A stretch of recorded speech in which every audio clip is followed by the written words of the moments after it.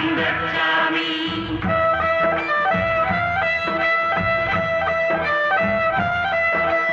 కన్నవారికి కాని వారమై.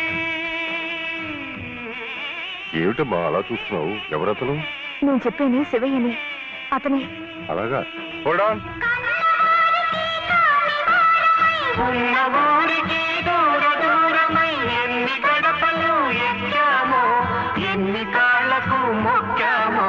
అభాగ్యులం అనాథలం, అభాగ్యులం అనాథలం.